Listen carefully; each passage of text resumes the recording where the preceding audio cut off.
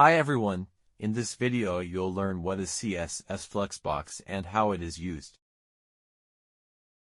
The Flexbox layout module simplifies the process of creating flexible, responsive layouts, eliminating the need to rely on float or positioning techniques.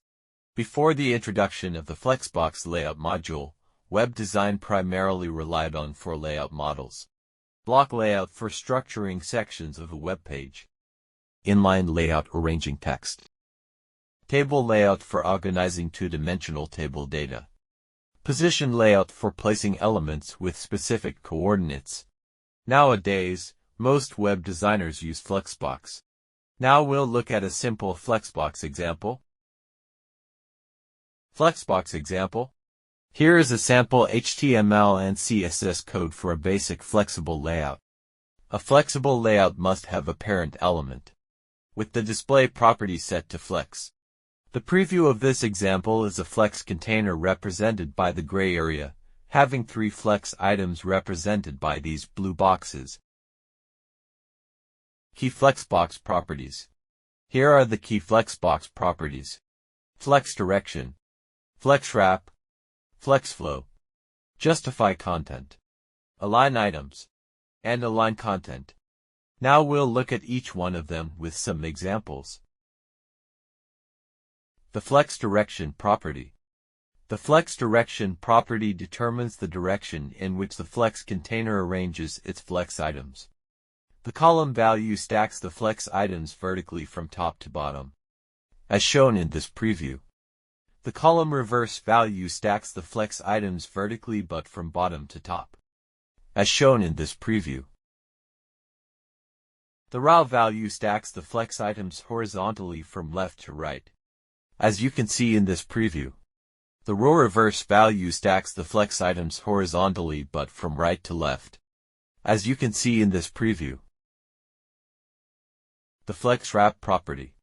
The flex wrap property determines whether the flex items should wrap onto multiple lines.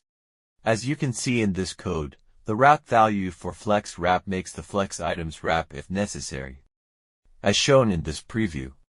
The wrap reverse value specifies that the flexible items will wrap if necessary, but in reverse order, as you can see in this preview.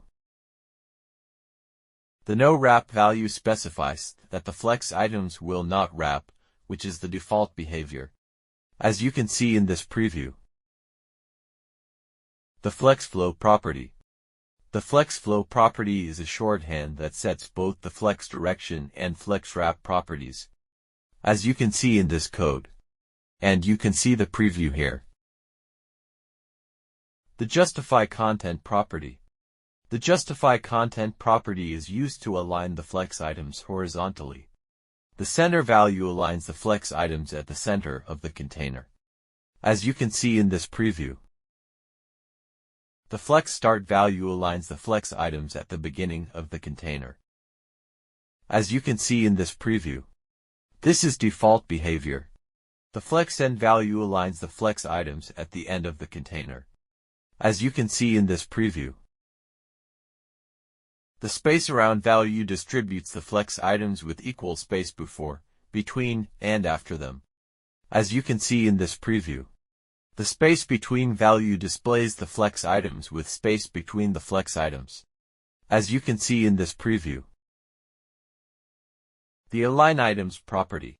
The align items property is used to align the flex items vertically. The center value aligns the flex items in the center of the container, as you can see in this preview. The flex start value aligns the flex items at the top of the container, as you can see in this preview.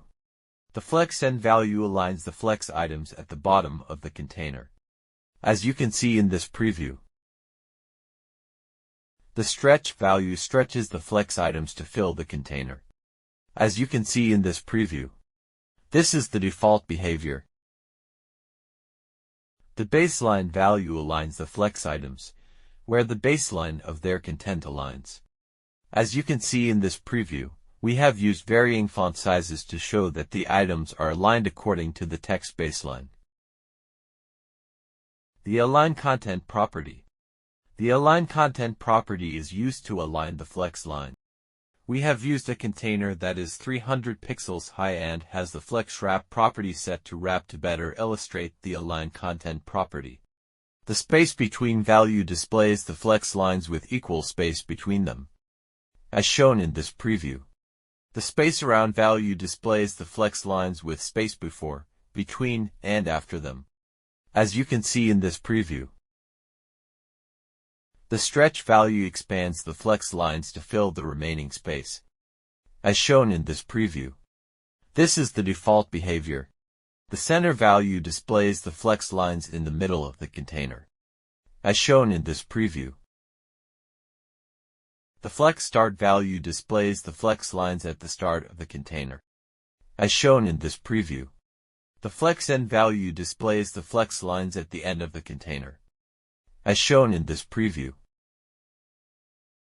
Perfect centering. To perfectly center the flex items both horizontally and vertically inside the flex container, specify both the Justify Content and Align Items properties like this. And you can see the preview here. CSS Flex Items. The direct child elements of a flex container automatically become flex items. These are flex item properties: order, flex grow, flex shrink, flex basis, and flex. Now we will look at each one of them with an example. The order property. The order property specifies the order of the flex items. The order value is a number, with a default value of 0. As you can see in this code, we have specified different order numbers for these flex items. And you can see in this preview that they are positioned accordingly. The flex grow property. The flex grow property determines how much a flex item will expand in proportion to the other flex items, as you can see in this code. And you can see the preview here. The flex shrink property. The flex shrink property determines how much a flex item will shrink in relation to the other flex items, as you can see in this code. And you can see the preview here. The flex basis property. The flex basis property specifies the initial length of a flex item. For example, this code will set the initial length of the third flex item to 200 pixels, as shown here. The flex property is a shorthand for the flex grow, flex shrink, and flex basis properties. In this example, the third flex item has a specified flex value of 0, 0 and 200 pixels, which means it will not grow or shrink, and its initial size will be 200 pixels, as shown in this preview. The Align Self property. The Align Self property defines the alignment for a specific item within the flex container. This property overrides the default alignment set by the container's Align Items property. For example, you can see this code. And you can see the preview here. Here is another Align Self property example. Here, the Align Self property aligns the second flex item at the top of the container, and the third flex item at the bottom of the container, as you can see in this preview. Responsive Flexbox. Media queries allow you to design custom layouts for various screen sizes and devices. For example, if you want to design a layout that displays two columns on larger screens and switches to a single column on smaller screens like phones and tablets, you can adjust the flex direction from row to column at a specific breakpoint like 600 pixels, as you can see in this code. This is the default layout, and this the layout on screens having less than or equal to 600 pixels width. You will learn more about CSS media queries in our next tutorial. This was all about CSS Flexbox.